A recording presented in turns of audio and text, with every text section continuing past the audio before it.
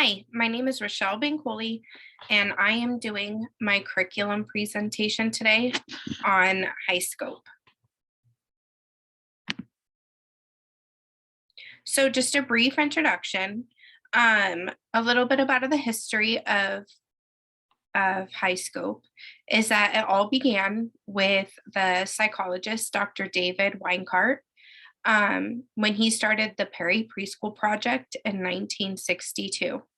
Then in 1967, Dr. Weikart continued research with the HighScope Preschool Curriculum Comparison Study to test the validity of the different theories of child development and learning. Then in 1970, Dr. Weinkart established the HighScope Educational Research Foundation and developed the HighScope curriculum. In 1992, he developed the COR, which is a research-backed observation-based assessment tool for preschool children. So there's obviously been a lot of development from 1992 till now, and also before that. If you'd like to see a more detailed history, you can find it on the HighScope website. It's actually really interesting to see all the different things that have gone into developing the curriculum. The curriculum is definitely a constructivism inquiry-based instruction curriculum. You can see that throughout the whole tool, and you'll see a little bit more of that as we continue. Key aspects of the curriculum. So the one that I looked at is for ages 3 to 5. They do have a birth through 3 curriculum, as well as their assessment I saw goes a little bit into kindergarten and kindergarten readiness. And but right now I just really focused on the 3 to 5 age range. And as you saw within the history, it's backed by more than 50 years of research.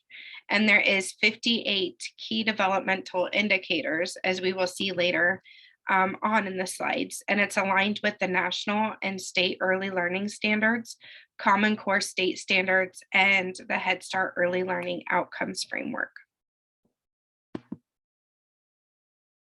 So the 8 content areas that HighScope covers are approaches to learning, social and emotional development, physical development and health, language, literacy and communication, mathematics, creative arts, science and technology, and social studies.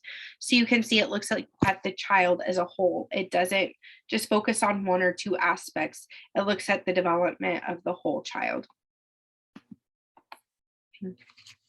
So some of the key developmental indicators that were listed on the HighScope website was that it provides teachers with a development filter for observing and choosing appropriate interactions and activities. It helps teachers interpret what young children say and do along a developmental continuum. Enable teachers to maintain reasonable expectations for young children. It reinforces children's play as the primary mechanism for learning, and it allows teachers to be more knowledgeable and intentional in their daily planning for individual children and the class. So what I kind of like about the curriculum is it almost teaches you to be more engaging and helping the child learn. It's not all about what the child is doing, but about how your interactions with the child reflect the learning that's happening within your program. So here's the core advantage, and this is the observation assessment tool that I was discussing earlier. So you can see those 8 key developmental stages or development areas of development. So the approaches to learning, social and emotional development, physical development, health, everything that I listed earlier, although you can see on the assessment, it also lists English language learning. So these are just the headings, basically, the developmental things that they're looking at, but then there's objectives. And if you look at the whole tool, it's a lot more in depth than what it's showing now. So it'll show initiative and planning, and it'll go into the different details of observations or what you should see in observations, and then you can mark like what you're seeing or what you're not seeing. I currently, to assess my children in my classroom, use the gold teaching strategies. And it did remind me quite a bit of the gold teaching strategies, which I'll also talk about later. So how HighScope can be implemented, this was taken right off their website. Easily apply the HighScope preschool curriculum into practice with resources designed to help educators individualize learning throughout the preschool daily routine. The HighScope preschool curriculum includes strategies and detailed activities for all curriculum content areas, charts to help you scaffold learning across developmental ranges, and materials to create an engaging learning environment. So what I do really like about this curriculum is it doesn't just look at the activities that you're doing with the child. It does look at your learning environment and how you can set up your day for effective learning within your classroom, like the routines, the procedures, everything. They offer professional learning courses to help administrators and teachers gain knowledge and implementation of the curriculum. So if you are a teacher or an administrator and you're not sure how this curriculum can be implemented in an effective way, it's not going to do you any good. So I think it's really great that they offer professional learning courses. That way teachers know what to do and how to administer the curriculum. So here, this is something, again, I got from the website, and you can see that they believe that with adult and child interactions, an effective learning environment, daily routines and assessment, all of that will create the active learning that should be happening in the classroom.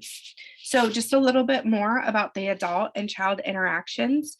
Teachers act as partners, working alongside children and communicating with them both verbally and non-verbally to encourage learning. Key strategies for adults or adult-child interactions are sharing control with children, communicating as a partner with children, scaffolding children's play, using encouragement instead of praise, and taking a problem solving approach to supporting children in resolving conflicts.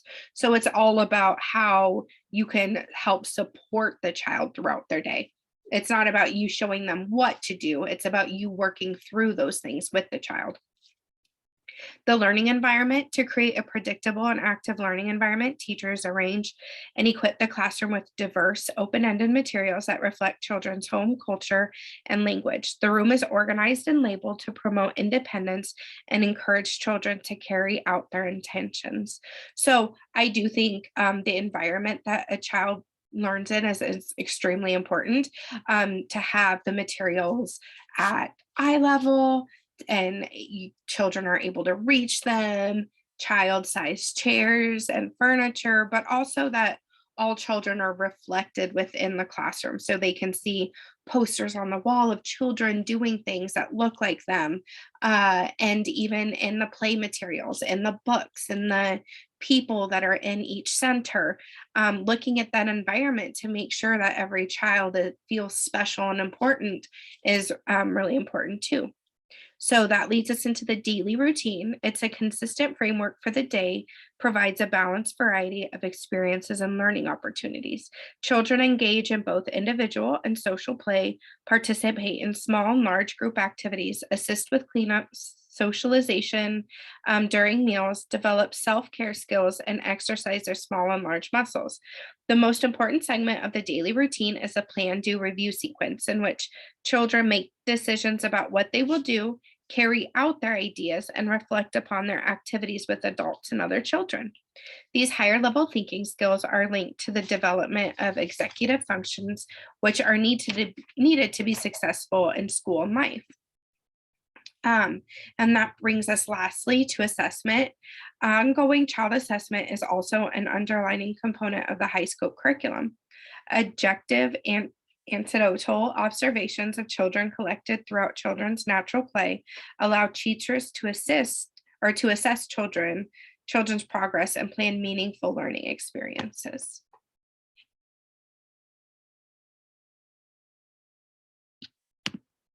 So finally, some recommendations and takeaways. I would definitely recommend HighScope as a curriculum to use within classrooms. I do like how it's also class aligned. So I know that what I'm doing within the classroom, and our daily routines and structures are good for the children. It's also aligned with the Head Start framework, which is beneficial for my program since I work with Head Start. It is not aligned with gold teaching strategies, which is kind of difficult for me because I use gold teaching strategies as an assessment tool just because the state of Nebraska requires it, while the Head Start is a national organization that's used, or a federal organization that's used throughout all the 50 states. I do wish that both were aligned with one another because it would just make it a little bit easier for me. But like I said, I've never seen the high scope assessment tool. And looking at that, I can see a lot of it reflects back into the gold teaching strategies. I really do like the way high scope looks at the area that children are learning in and the interactions with other children and adults, along with those important curriculum skills. I think it's a great curriculum and I would suggest it to anybody. Thank you.